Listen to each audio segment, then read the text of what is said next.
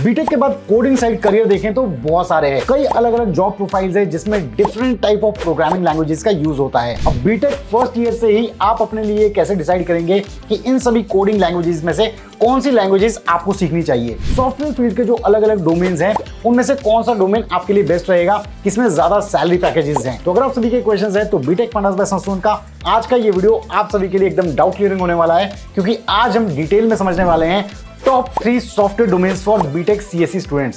Solo everyone, मेरा नाम है रोहित, मैं हूं एक बीटेक कंप्यूटर साइंस इंजीनियर। मुझे है 10 से ज्यादा सालों का एक्सपीरियंस टॉप एमएनसीज जैसे कि डेलॉयट, इन्फोसिस, टीसीएस, इन सभी के साथ काम करने का। तो अपने इस एक्सपीरियंस के बेसिस पे मैं आप सभी को अच्छे से गाइड करने की कोशिश करूंगा। तो अगर आप चैनल पर नए हैं तो चैनल को सब्सक्राइब कर लें। अगर आपको वीडियो पसंद आता है तो उसे लाइक और शेयर करना बिल्कुल ना भूलें। तो बिना किसी तरीके से स्टार्ट करते हैं आज के इस बहुत ही इंटरेस्टिंग वीडियो को।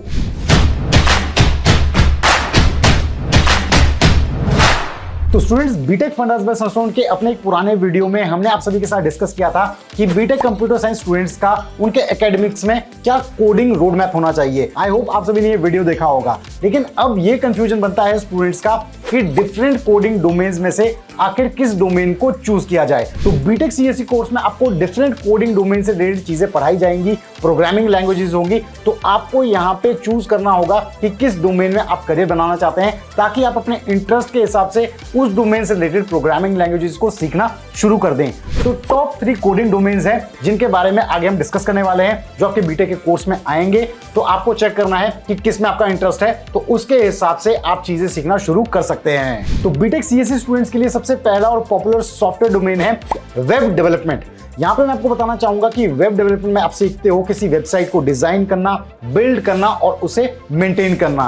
बीटेक सीएसई की पढ़ाई के दौरान आपको कुछ ऐसे सब्जेक्ट्स आएंगे या फिर टॉपिक्स आएंगे जैसे कि introduction to web technologies, web programming, server side scripting, web framework. अगर इन सभी सब्जेक्ट्स में आपको इंटरेस्ट आता है तो ये फाउंडेशन बनेंगे आपके वेब डेवलपमेंट के करियर का।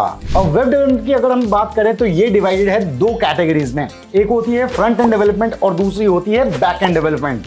और फ्रंट एंड डेवलपमेंट की अगर हम बात करें तो आसान भाषा में ये वेबसाइट का वो हिस्सा होता है जो आपको दिखता है। फ्रंट एंड डेवलपमेंट में यूजर इंटरफेस को बिल्ड किया जाता है जिससे यूजर इंटरैक्ट करता है। एग्जाम्पल के लिए अगर हम देखें, जब भी हम किसी वेबसाइट को ओपन करते हैं, उसे देखते हैं, तो वो जो यूजर इंटरफेस का एक्सपीरियंस है, जितने भी उसमें स्क्रॉल बार्स हैं, मेन्यू बार्स हैं, इसे एक फ्रंट एंड डेवलपर बिल्ड करता है। फ्रंट एंड डेवलपमेंट की जो बेसिक लैंग्वेजेस है वो है HTML, CSS और जावास्क्रिप्ट, जो आपको पढ़ाई जाएंगी बीटेक एक सब्जेक्ट में जिसका नाम होता है इंट्रोडक्शन टू वेब टेक्नोलॉजीज। यहाँ पे आप सीखोगे वेब पेजेस और यूजर इंटरफेस को बिल्ड करने के फाउंडेशनल कंसेप्ट्स। तो इन लैंग्वेजेस को अच्छे से आपको सीखना है जब भी ये आपके करिकुलम में आती है, अगर आपको वेब डेवलपमेंट में जाना है, यानी कि फ्रंट एंड डेवलपमेंट में अगर आप जाना चाहते हैं। और फ्रंट एंड डेवलपमेंट के एडवांस कंसेप्ट्स की अगर हम बात करें तो इसमें डिफरेंट टाइप के फ्रेमवर्क्स भी आते हैं, जैसे कि एंगुलर हो गया, रिएक्ट हो गया, नोड.js हो गया। तो इन्हें भी आप सीखना शुरू कर सकते हैं अपने एंड पे।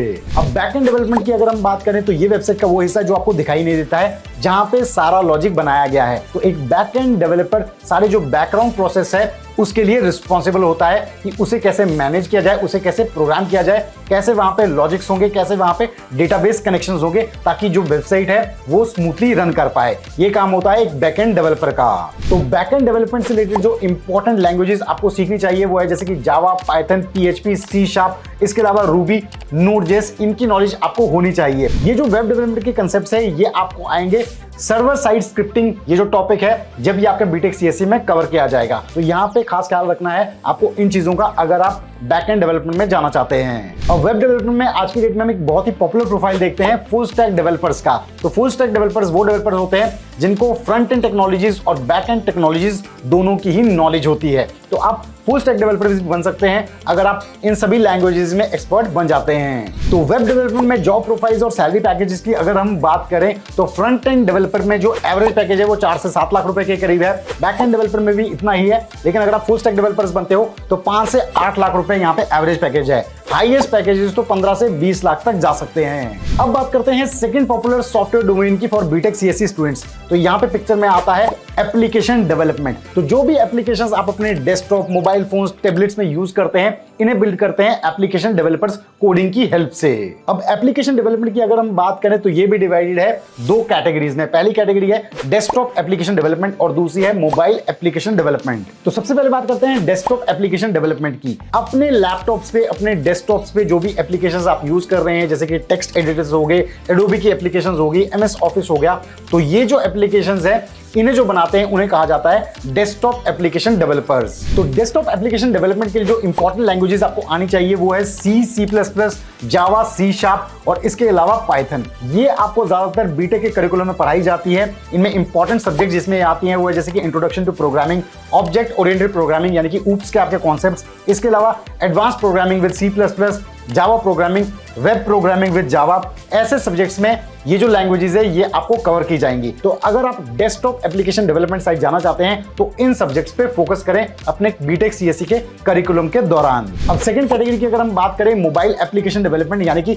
जो एप्लीकेशन आप अपने मोबाइल फोन्स में यूज करते हैं उन्हें बिल्ड करते हैं मोबाइल एप्लीकेशन डेवलपर्स। ये फर्दर डिवाइडेड है दो कैटेगरीज में, एंड्रॉइड एप्लीकेशन डेवलपमेंट और iOS एप्लीकेशन डेवलपमेंट। जैसे कि हम सभी जानते हैं कि दो टाइप के स्मार्टफोन्स आज के डेट में हम यूज करते हैं, एंड्रॉइड फोन्स और एप्पल फोन्स। तो ये डिफरेंट एप्लीकेशंस इन दोनों फोन्स की जो है इन्हें डिफरेंट एप्लीकेशन डेवलपर्स बिल्ड करते हैं। एंड्रॉइड एप्लीकेशन डेवलपमेंट में जावा, कॉटलिन जैसी लैंग्वेजेस का यूज होता है और iOS एप्लीकेशन डेवलपमेंट में Swift and objective C languages का यूज होता है। तो इन्हें भी आप नोट कर सकते हैं और इन्हें प्रैक्टिस करना शुरू कर सकते हैं अगर आप मोबाइल एप्लीकेशन डेवलपमेंट में जाना चाहते हैं। इसके साथ साथ फ्लटर एक इंपॉर्टेंट टेक्नोलॉजी है जो आपको एंड्रॉइड डेवलपमेंट और iOS डेवलपमेंट में बहुत ज्यादा हेल्प करेगी। जॉब प्रोफाइल, सैलरी की अगर हम बात करें तो इस प्रोफाइल में भी काफी अच्छे हैं। यहाँ पे अगर आप डेस्कटॉप एप्लीकेशन डेवलपर हैं या मोबाइल एप्लीकेशन डेवलपर हैं तो आपकी जो एवरेज सैलरी है बीटेक करने के बाद वो 4 से 7 लाख रुपए के करीब हो सकती है। हाईएस्ट पैकेजेस यहाँ पे भी 10 लाख प्लस जा सकते हैं। तीसरा इंपॉर्टेंट सॉफ्टवेयर डोमेन जहां पे आप बीटेक सीएससी के बाद करियर बना सकते हैं वो है डेटाबेस डेवलपमेंट। तो कोई भी वेबसाइट अगर आप बना रहे हैं, कोई भी एप्लीकेशन अगर आप बना रहे हैं तो उससे रिलेटेड डेटा कहीं ना कहीं तो स्टोर होगा। तो यहाँ पे पिक्चर में आता है डेटाबेस मैनेजमेंट सिस्टम।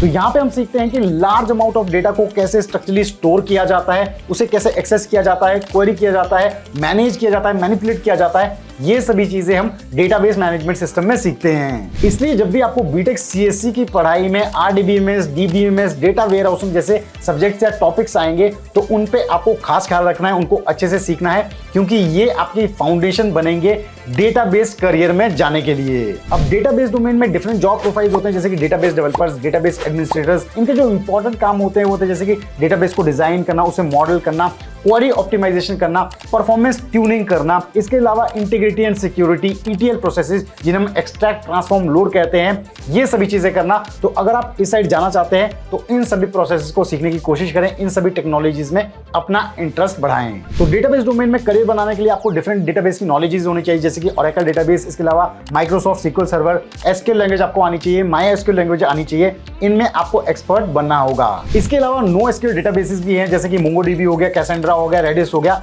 इनकी नॉलेज भी आप हासिल कर सकते हैं। इनका जो एवरेज पैकेज है बीटेक करने के बाद वो 4 से 6 लाख रुपए के करीब है।